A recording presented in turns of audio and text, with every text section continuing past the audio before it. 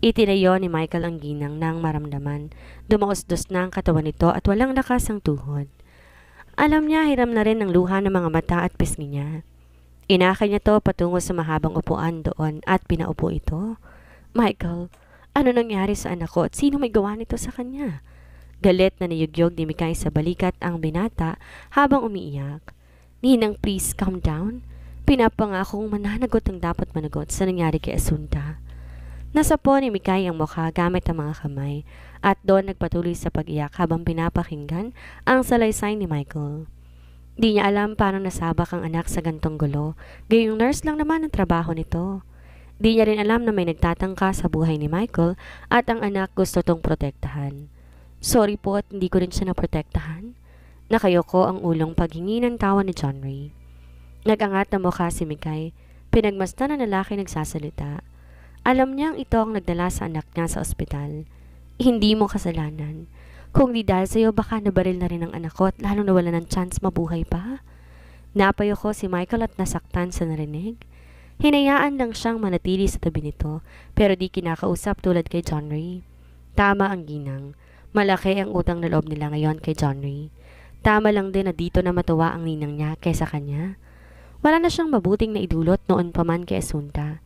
Sinasaktan niya lang ang damdamin nito dahil sa pambabaliwala niya. Mabilis tumayo si Mikay nang bumukas muli ang pinto ng operating room. Kasunod ng doktor na lumabas ay ang digulong na higaan at naroon ang anak niya. Halos di niya kayang tingnan ng anak.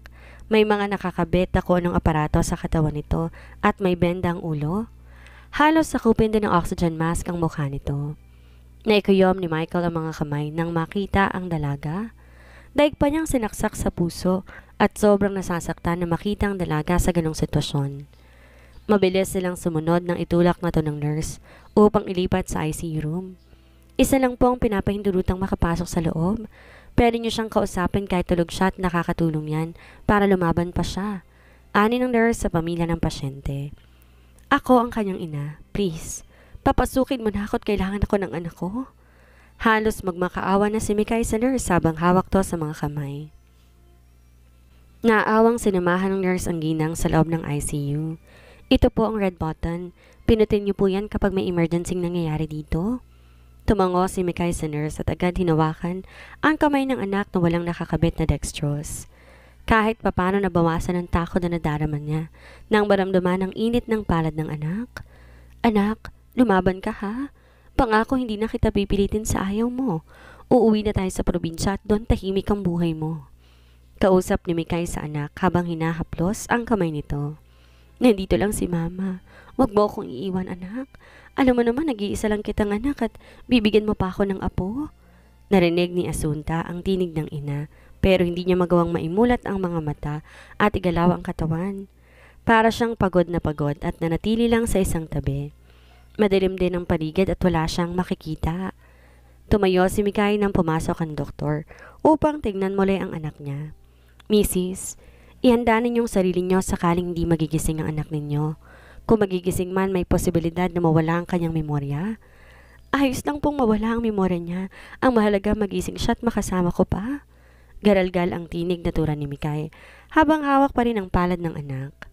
Napapikit sa isipan si Asunta nang marinig ang pag-iyak ng ina. Ito ang ayaw niya, ang makita o marinig na umiiyak ang ina dahil sa kanya. Pinilit niyang muling maigalaw ang mga daliri niya. Hindi siya maaring mamatay at baka ikamatay rin niyo ng ina niya. Napalingon si Mikay sa anak ng maramdaman. Gumalaw ang daliri nitong hawak niya. Dok, gumalaw ang daliri ng anak ko. Mabilis sinuri ng doktor ang dalaga at ginamitan ng maliit na flashlight ang mga mata nito. Na makitang may sign na maaari nitong magising, sunod na tinignan ang pulso at heartbeat. Dok, magigising na po ba ang anak ko? Ligtas na po ba siya sa tiyak na kamatayan? Napangiti si Mikay habang umiiyak dahil nagkaroon ng bagong pag-asa para sa anak. Congratulations! Anytime magigising na siya. Ipapalipat ko siya sa private room after 1 hour. Nakangiti ang pagbabalita ng doktor. Bilang manggagamot, sila ang unang natutuwa kapag naililigtas ang buhay ng pasyente. Paano hindi nakalapit ang reporters kina Michael? Galit na tanong ng Ginoo sa tauhan. Boss, hinarang po sila ng tauhan ni na Michael. Natakot din silang makasuhan kapag nagpumilit na ilathala ang nangyari na walang permiso ng pamilya. Mga inutil! Inis na ihampas ng Ginoo ang palad sa table. Nasa bahay na siya at naghihintay na lang ng balita, ngunit hindi successful ang lahat. Boss, nakita rin ang tao nating umalis sa mga magulang ni Michael? Napangisi ang Ginoo at natuwa sa narinig. Kung ganoon, nabalitaan na rin ng kusa ang nangyari. Siguradong hindi kakayanin ng puso ng asawa ni Marvin ang nangyari. Sorry, boss. Kurot noong tiningnan ng Ginoo ang lalaki. Bakit ka humihingi ng tawad? Hindi po kasi nangyaring inaasahan nyo eh. Hindi po sa ospital ang punta nilang mag-asawa, kundi sa airport. What? Halos mapigtal ang ugat sa leeg ng Ginoo dahil sa galit. Umalis sila ng bansa na hindi napigilan? Patuloy niyang angil sa lalaki. Sorry boss, ang bilis ng mga pangyayari eh. Mukhang nilayo nila ang ina ni Michael upang di mabalitaan ang nangyari. Napatayo ang Ginoo at sinipa ang lalaki dahil sa galit. Ilang beses niya patong sinipa upang matumba hanggang sa mapagod. Dad, anong ginagawa niyo? Galit na hinarap ng Ginoo ang anak at dinuro. Kasalanan mo ang lahat ng to. Kung inuna mong babaeng yun noon pa, wala na tayong problema. Sa tingin ko, hindi ordinaryong babae lang siya at may alam sa self-defense. Ano po ang ginawa ninyo sa kanya? Nag-aalalang tanong ng binata. Estupido! Nagawa mo pang mag-alala sa kanya? Umalis ka ngayon din sa harapan ko at baka malimutan kong anak kita? Bulyaw ng Ginoo sa anak. Walang salitang tumalikod ang binata at iniwan ng ama. Nadagdagan ng galit na nadarama ng Ginoo nang tawagan niya si Ramil at hindi na makontakt. Kailangan niyang malaman kung ano na ang sitwasyon sa ospital ngayon. Napangiti si Jamaira nang makita o maliwalas na ang mukha ng pinsan dahil nilipat na sa private room si Asunta. Tulog pa rin to pero ayon sa ina ng dalaga, nagising na kanina kahit saglit lamang. Unti-unting nagkaroon ng liwanag ang paligid ni Asunta na maraming tinig na naririnig sa paligid. Pamilyar sa kanya ang boses pero nalilito siya. Di pa rin niya kayang imulat ang mata at maigalaw ang buong katawan. Michael, di na kami magtatagal ng asawa ko at bawal siya ma-expose ng matagal dito sa ospital. Paalam ni Samuel kay Michael. Salamat sa pagdalaw. Napatingin si Michael sa tiyan ni Almira. Malaki na yon at alam niyang malapit na tong mga anak. Sa Jumaira alam niya ring buntis na pero malit pa ang tiyan. Di na rin kami magtatagal ng asawa ko at lumalalim ng gabi. Paalam ni Richard habang nilalapitan ng asawa na nasa tabi ng ina ni Asunta. Salamat sa pagdalaw. Mag-ingat kayo sa daan. Pilit nang umiti si Mikay kina Jumaira. Kayo rin po. Huwag niyong pong pababayaan ang sarili ninyo. Humalik si Jumaira sa pisngi ng ginang bago kinawit ang kamay sa braso ng asawa. Tita, huwag po kayo malungkot na dahil malakas si Asunta. Humalik na rin si Almira sa pisngi ng ginang. Nakangiti pero malungkot ang makikita sa mga mata ni Mikay habang tumatango kina Almira at Jumaira. Di niya maiwasang mainggit sa dalawa dahil nagkaroon ng perfect husband. Samantalang ang anak siyang naghahabol sa lalaking mahal nito, ngunit bigo pa rin at ngayon nga may nagtatangka pa sa buhay nito. Nang makalis na ang dalawang pares, biglang natahimik ang paligid. Napatikim si Rosalyn at nilapitan si Mikay. Ang mabuti pa, magpahinga ka muna. Ayokong iwan ang anak ko at saka walang magbabantay. May kasama pang iling na ani Mikay. Ninang, kami na po muna ni Johnny yung magbabantay kay Asunta. Sumama na po muna kayo kina Tita Rosalyn at bukas na kayo pumalit sa akin dito. Kausap ni Michael ang ina ni Asunta. Tama si Michael. Sa bahay ka muna at hindi safe sa bahay nila Michael. Bukas maaga tayong babalik dito para may kapalitan si Michael sa pagbabantay sa anak mo. Sang-ayon ni Rosalyn kay Michael. Malungkot tinapunan ni Mikay ng tingin ng anak. Ayon sa doktor, bukas pa raw ang sure na magigising ng husto ang anak niya dahil sa anesthesia. Hindi po ako aalis dito at sisiguraduhin ang kaligtasan niya. Pagbibigay ng assurance ni Johnny sa ginang upang mapalagay na ang loob. Maraming salamat sa inyo. Napilitan ng tumayo si Mikay at lumapit sa bandang uluhan ng anak upang halikan to sa noo. Anak, aalis muna ang mama ha? Bukas pagbalik ko dapat nakausap na kita. Gustong sumagot ni Asunta ngunit di naman magawa na ibuka ang bibig. Kahit ang mga matay na natiling nakapikit. Ilang sandali pa na tahimik muli ang paligid. Gising ang diwa niya pero tulog ang buong katawan. Nabasag ang katahimikan nang tumunog ang cellphone ni Michael.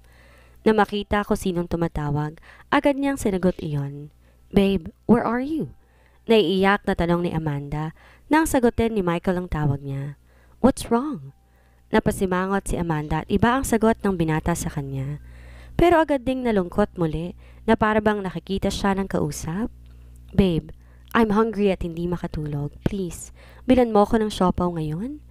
Inimas niya ang tiyan habang naglalambing sa binata. I'm busy. Utusan ko si Kara na i-order ka at ipadala dyan. Malamig na tugon ni Michael sa babae. Naikayom ni Amanda ang isang kamay dahil sa inis at nagsisinungaling sa kanya ang binata. Alam niya kung nasan to ngayon pero hindi sinasabi sa kanya. Inis siyang tumayo bago nagsalita. Babe, ayoko na iba ang bumili. Gusto ko ikaw at hindi ko kakainin kung hindi ikaw mismo ang bumili. Then I will order it for you at i-deliver nila dyan. Gustong ipadyak ni Amanda ang mga paa dahil sa inis. Gusto kitang makita. Demand niya at pinaramdam sa binata na galit siya. Stop being selfish, Amanda. Huwag mo akong pilitin sa isang bagay na hindi ko gustong gawin. Tigagal si Amanda sa kinatatayuan. Parang nabingi sa sinabi ng binata kahit di naman pasigaw ang pagkakasabi. Mabuti na lang walang ibang nakakatinig. Nakakahiya kapag nagkataon. Kung wala ka ng ibang sasabihin, ibababa ko ng tawag at may importante pa akong gagawin. Kahit walang ibang nakakakita na mula ang pisngi ni Amanda at napahiya. Naibato niya sa kama ang cellphone dahil sa inis. Di man lang nag-alalang binata na baka magutom sila ng anak niya. Mamatay ka na sana. Hiyaw niya habang pinapamo ng unan at doon binunto ng inis na nadarama. Ikaw ang nag-utos kay Daddy na ipapatay si Asunta? Gulat na napalingon si Amanda sa lalaking nasa bukana ng pinto ng silid niya. Anong ginagawa mo dito? Mataray niyang tanong sa lalaki. Mabilis sumakbang ang binata papalapit kay Amanda at pasakal na hinawakan sa leeg. Sagutin mo ang tanong ko.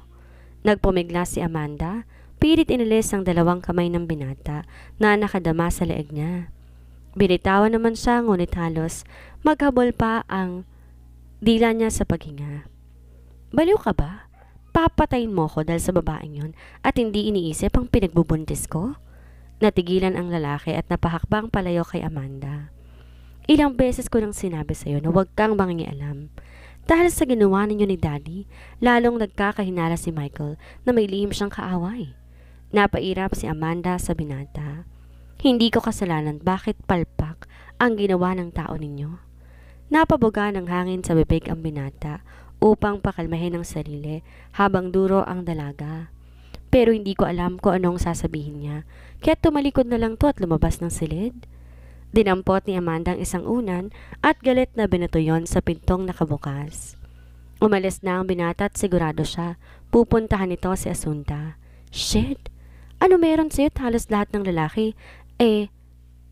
Naglansarap sa'yo. Aniya kahit wala ang taong kinamumuhian. Na makita ni Johnny walang kausap si Michael, tumayo siya. Fiancé mo ang tumawag? Di sinagot ni Michael ang tanong ni Johnny at bumalik sa tabi ni Asunta. Baka importante ang kailangan sa'yo ng fiancé mo. Pwede mo muna akong iwan dito at aalagaan ko siya? Tukoy ni Johnny sa natutulog na kaibigan. Di importante ang kailangan niya kaya wag mo na siyang intindihin. Malamig na tugon ni Michael sa binata. Nagkibit balikat sa Joseph at di na nangulit sa lalaki. Nilabas ang cellphone at nilibang ang sarili sa online games. Disappoint sa isipan ni Asunta nang marinig ang pag-uusap ng dalawang lalaki. Marahil kung wala siya sa kinilalagyan ngayon, tiyak na nagkukumahog na si Michael papunta kay Amanda. Napatiimbagang si Asunta sa isipan. Sigurado siya na ang kalaban ni Michael ang may gawa nito sa kanya. Kasalanan niya kung bakit siya nadisgrasya, hindi kasi siya nakinig kay John Ray.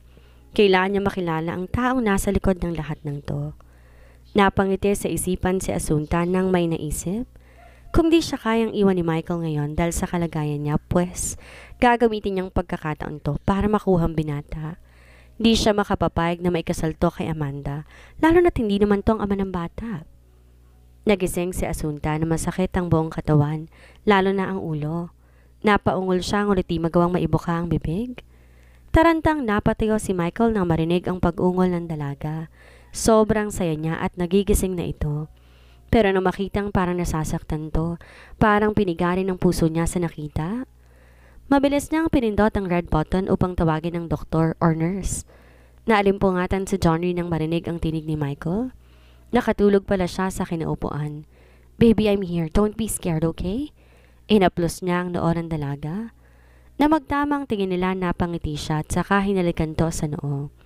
Pakiramdam ni Asunta na bawasan ng sakit na nadarama nang marinig ang malambing na tinig ng binata.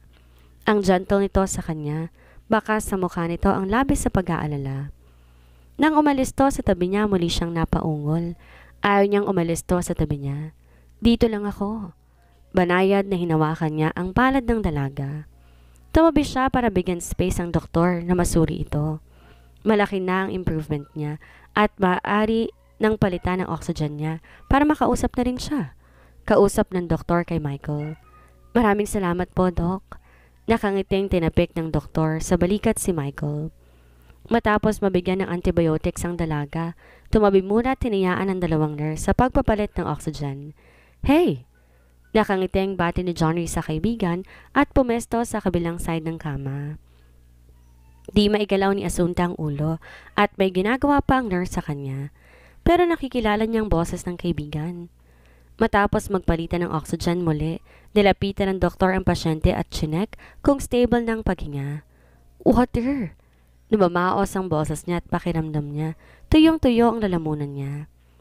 Nagunahan pa si Michael at Johnny sa pagkuha ng tubig, pero mas malapit si Michael sa bedside table kaya't ito na ang nagpainom sa dalaga. Isang sip lang muna ng tubig. Instruction ng doktor na sinunod naman ng dalaga. Hinaplos ni Michael ang pisngi ng dalaga matapos tong mapainom. Ang saya niya at may reaksyon siyang nakikita sa dalaga. "Kamusta ang pakiramdam mo? May masakit pa ba sa'yo?" Marahan siyang tumango at itinuro ang ulo. Naaawang hinaplos ni Michael ang noo ng dalaga. Kung pwede lang na siya ang magsalo sa lahat ng karamdaman nito ngayon. Maya-maya ay nawala din yon kapag umepekto na ang gamot na ituturok sa kanya, ani ng doktor. Napatingin si Asunta sa paligid. Wala ang ina niya na gusto niyang makita. Pagtingin niya sa kaliwa, naroon ang kaibigan at mukhang bata naghihintay na mapansin niya. "Hey, kilala mo pa ba ako?" Nakangiti ang biro ni Johnny nang magsalubong ang tingin ng dalaga. Umiling si Asunta. Gusto niya biruin ang kaibigan ngunit huli na para bawiin ang ginawa.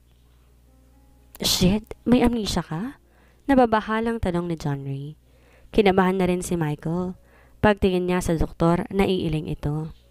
"Sinabi ko na ito sa ina ng pasyente kagabi dahil sa pagkabagok ng ulo niya maaaring mawala ang memorya," paliwanag ng doktor. Bahagya namang namilog ang mga mata ni Asunta dahil sa sinabi ng doktor. Magsasabi na siya ng totoo, ngunit bigla niyang naalala ang nabuo sa isip niya kagabi bago natulog. Malungkot na pinagmasdan ni Michael ang dalaga. Nagkapalit sila ng sitwasyon at alam niya gaano kamiserable sa isipan ang walang maalala. Tulad na lang nang bumalik ang alaala niya at walang maalala sa nangyari noong nagka-amnesia siya. "Ayos lang yan. Tulungan kitang makaalala at nariyan si Michael." Kinindatan ni Johnny ang kaibigan. Umawang ang labi ni Asunta habang nakatitig kay Johnny. Siya yatang napaglaruan nito ngayon. Pagtingin niya kay Johnny, sobrang lungkot nito. "Huwag kang matakot, hindi kita iiwan. Tutulungan kitang makaalala at gagawin ng lahat para mahuli ang taong may gawa nito sa'yo." Natuwa ang puso niya sa narinig. Pagtingin niya kay Johnny at nakaangat ang isang sulok ng labi nito, alam niyang natatawa ito. Paninindigan na lamang niya ang kalokohang naisip at gustong malaman, ano ba talaga siya sa buhay ni Michael? Isa pa para mapanatag ang kalaban dahil wala siyang maalala. "My name is Michael. Ako ang lalaking mahal mo." Pakilala niya sa dalaga at inunahan na niya si Johnny. Tumaas ang mga kilay ni Johnny dahil sa sinabi ni Michael. Di niya akalaing mapagsamantala ito sa kahinaan ng kaibigan niya. Pagtingin niya kay Asunta, mukhang nabigla rin sa sinabi ng lalaki. "May relasyon tayo?" Nanunubok na tanong ni Asunta. Biglang natigilan si Michael. Di alam anong dapat isagot sa dalaga. "Responsibility kita mula ngayon." Nadismaya si Asunta sa naging sagot ng binata. Ang akala pa naman niya magsasabi na to ng totoong saloobin sa kanya. Well, marahil yun na ang tingin sa kanya ng binata, ang maging pasensya ng mga balikat nito. Kaya mula ngayon, ako nang makakasama mo at mag-aalaga sa'yo. Pinalidad na tura ni Michael. Bro, ako ang dapat mag-aalaga sa kanya dahil may obligasyon ka sa ibang babae? Sinamaan ni Michael ang tingin sa Johnny at ayaw niya sanang ipaalam kay Asunta ang tungkol kay Amanda. May asawa ka na? Mukhang nasasaktang tanong ni Asunta. No. Matigas at mabilis sa tanggi ni Michael. Mahirap ipaliwanag pero kasalanan ko rin kung bakit ka nagkakaganito. Mamaya darating ang mama mo upang mapatunay na dapat kang magtiwala sa akin. Pangumbinse ni Michael sa dalaga.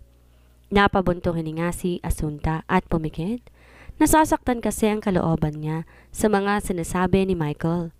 Mas poprotektahan ko si Asunta at alam ko na may magtatangka sa buhay niya. Pang-agaw ni Johnny. Mabuti pa hintayin niyo na lamang ang ina ng pasyente upang magpasya kung sino nga ba sa inyong dalawa ang dapat mag-alaga sa kanya. Pagitna ng doktor sa dalawang lalaki at mukhang nakalimutan ng naroon pa siya. Pasensya na po, Dok. Nahihiyang paghingi ng paumanhin ni Michael. Napakamot si Johnny sa batok at nahiya rin sa manggagamot. Napatingin siya sa suot na relo. Malapit na palang mag-alas 7 ng umaga. Ilang sandali pa dumating na ang ina ni Asunta at naabutan pa sa loob ng elevator. Sobrang saya ni Mikay na makitang gising na ang anak at nang malaman na wala ang memorya nito ay hindi siya gaanong nalungkot. Ang mahalaga sa kanya, buhay ang anak.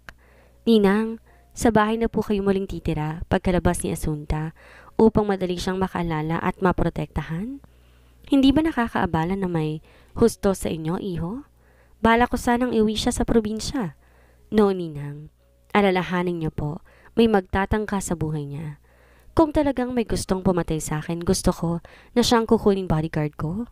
Turo ni Asunta kay John Ray. Sabay napatingin sina Mikay at Michael sa lalaking tinuro ng dalaga. Kahit hindi mo sabihan talagang kukunin ko siyang bodyguard mo, ani Michael. Mahal ang service ko. Aroganteng tugon ni John Ray sa lalaki.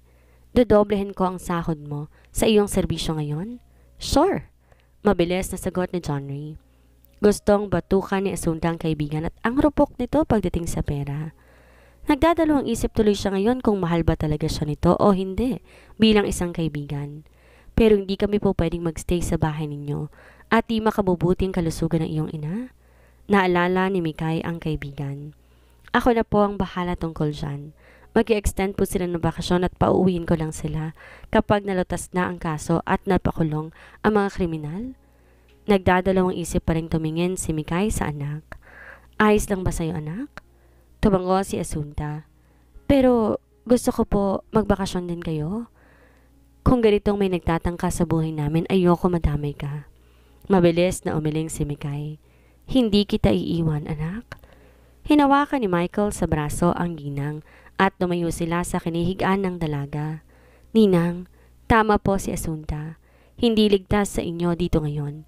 Sumunod po kayo kay Mommy sa ibang bansa upang hindi siya malungkot doon. Pero, Ninang, please trust me. Hindi ko pababayaan si Asunta this time. Pinapangako kong itatama ko ang mga maling nagawa ko at siya lang pagtutuunan ko ng pansin. Napatingin si Mikay sa anak na abala sa pakikipag-usap kay John Ray. Kahit wala itong maalala, mukhang palagay na ang loob sa kaibigan nito. Muli niyang binalik ang tingin kay Michael. Paano si Amanda? Ayoko masaktan ng anak ko. Tamang nawala ang alaala niya. Ninang, hindi ko po masabi sa ngayon pero pangako, hindi ko sasaktan ang damdamin ngayon ni Asunta. Mataman na pinagmasdan ni Mikay ang binata. Sinalubong nito ang nang-aarok niyang tingin at alam niyang hindi to basta magbibitaw ng pangako kung hindi naman kayang to pa rin. Magtitiwala ako sa iyo sa pagkakataong to at sana hindi mo ako bibiguin. Thank you po, Ninang. Ipaasikaso ko na agad ang flight ninyo sa lalong madaling panahon. Niyakap niya ang ginang. Ang mga magulang niya mabilis nang makaalis ng bansa dahil sa status ng mga ito. Ayos ba? Nakangising kumindat si Johnny sa kaibigan at halos silang dalawa lang nakakarinig. Ayos ang alin? Mang maanga na tanong ni Asunta sa kaibigan. Sandaling natigilan si Johnny at napatitig sa kaibigan. Tiningnan kung pinagtitripan ba siya nito. Alam niya na wala itong amnesia, pero ang itsura nito ngayon ay bigla siyang nag-alinlangan kung tama ba ang kutob niya. Gusto namang matawa ni Asunta na mabasa ang nasa isip ng kaibigan. Ngunit pinigilan niyang sarili at isa pa, masakit ang panga niya kaya nabanat ng husto ang bibig at pisngi niya. "Wag ako. Alam kong wala kang amnesia." Bulong ni Johnny sa kaibigan. Di na nagawang sumagot ni Asunta sa kaibigan at lumapit sa kanila ang ina at si Michael. Ang sama pa ng tingin ng binata sa kanyang kaibigan na ipinagtataka niya. "Anak, nag-usap kami ng maayos ni Michael.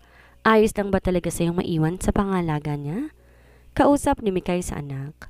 "Kung may tiwala po kayo sa kanya, okay lang po sa akin."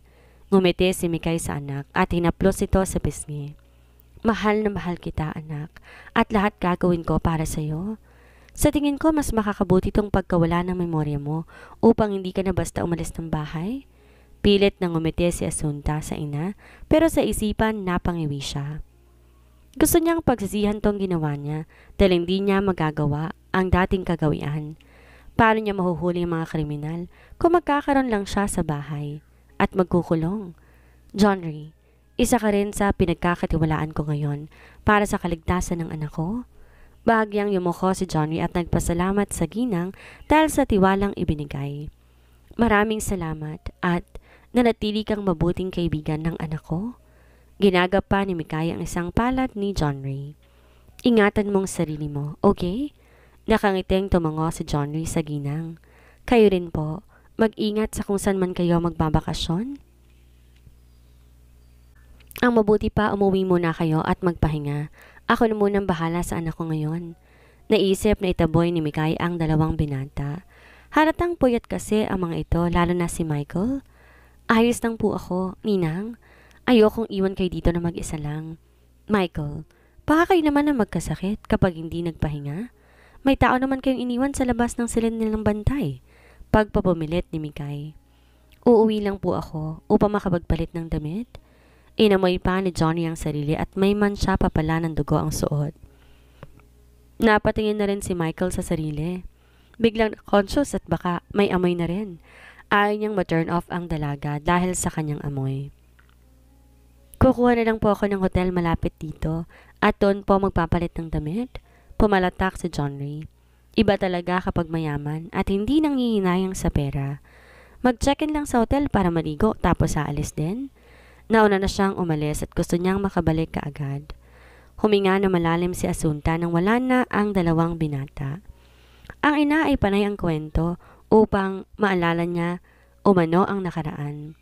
Nakokonsensya siya sa ginagawang pagpapanggap na meron siyang amnesia. Gusto na sana niyang mangumbisal sa ina, ngunit kumatok ang guard na nagbabantay sa pintuan. "Ma'am, may gustong bumisita sa inyo?" Matarik na kaibigan daw siya ni Sir Michael at kaibigan mo rin. Nawalaan agad ni Asunta kung sinong tinutukoy ng guard niya. "Ah, baka si Aldrin. Papakasukin mo, iho." Nakangiting kausap ni Mikay sa bodyguard. Pumalatak sa isipan ni Asunta. Ang bilis magdesisyon ng ina na hindi na muna sinisiguro kung sino talaga ang bisita niya. "Good morning po, tita." Nakangiting bati ni Aldrin mula sa bungad ng pinto. Nakangiting bumati rin si Mikay sa binata. "Pasok ka, iho. Salamat sa pagdalo sa anak ko. Pasensya na kung ngayon nga lang ako nakadalaw. Ngayong umaga ko lang din po nabalitaan ang nangyari." Tumingin si Aldrin sa dalaga na mukhang nangingilala ang tingin sa kanya. "Pasensya na, iho. Walang maalalang anak ko kaya ganyan kong tumingin sa'yo." Malungkot na ngumiti si Aldrin sa ginang bago sa dalaga. "Kamusta ang pakiramdam mo?" "Ayos lang." Naiilang siyang tumingin sa lalaki. "Huwag kang mahiya o matakot sa akin. Magkaibigan tayo dahil kay Michael." Pilit na ngumiti si Asunta sa binata. "Masakit ang buo kong katawan at ulo pero ayos lang ako."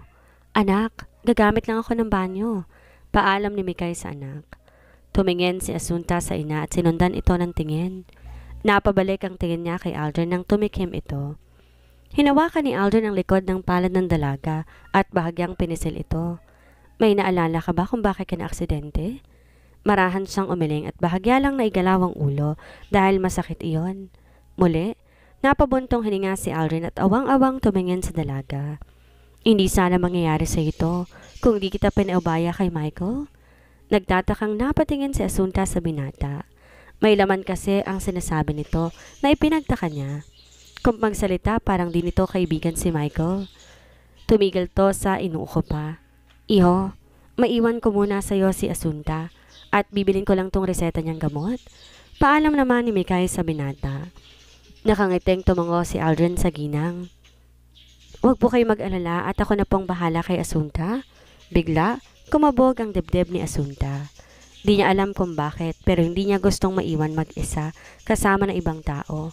Okay sana kung wala siyang injury. Siguro nga naging praning na siya dahil mahina siya ngayon kaya hindi safe ang pakiramdam niya na maiwan mag-isa sa pangangalaga ni Aldrin.